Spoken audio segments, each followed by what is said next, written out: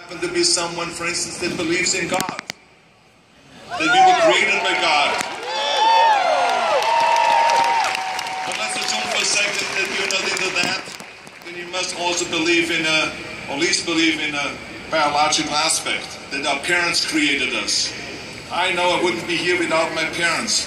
Creating me, nurturing me, feeding me, changing my diapers, loving me, hugging me, and all that. And then later on, when I went to school, there were the teachers. And then there were the mentors, the coaches. And then my mother was there in the afternoon helping me with my homework and with tutoring. And then in the evening, my father was there helping me in sports, coaching us in soccer. And in the winter, skiing, sledding, ice skating, ice curling, and all those kind of things. My father taught me about discipline and my love and appreciation for sports.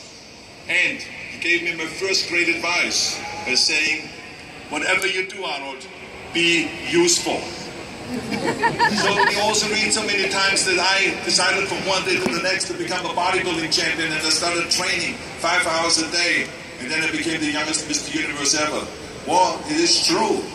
But the fact of the matter is, it's not the whole story, because if I wouldn't have met a lifeguard at the lake where I grew up, and some bodybuilders that introduced me to weight training, and they taught me the first chin-up on a branch of a tree by that lake, and that eventually introduced me also to a weightlifting club locally, where the coaches taught me about powerlifting and weightlifting and bodybuilding. They helped me. And they nurtured me, they pushed me. And then eventually I saw a magazine with Reg Parker on the cover. It said, Mr. Universe becomes Hercules. There was Reg Parker in a Hercules pose on the cover. I bought that magazine, and I read the story from the front to the end, cover. And let me tell you something. I read exactly how he trained, 5 hours a day, how he became a champion, Mr. Universe, 3 times, and how he went to America. And then he was discovered in the movies, Hercules movies. Well, when I read that, I found my vision. And let me tell you, the most important thing in life is to have vision, to know exactly where you're going. I found my vision. That magazine, Reg Parker, gave me my blueprint for my life. And 5 years later, after training 5 hours a day, just like him, and doing his exercises, I became, through his help and his inspiration, the youngest Mr. Universe ever. And this is what made then Joe Weider, the father of bodybuilding, the owner of a giant food supplement empire, the editor of Muscle and Fitness, invite me to America.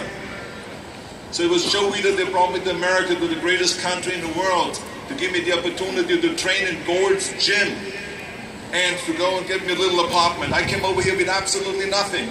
It was his help. I had $20 in the pocket and some sweaty clothes in a gym bag.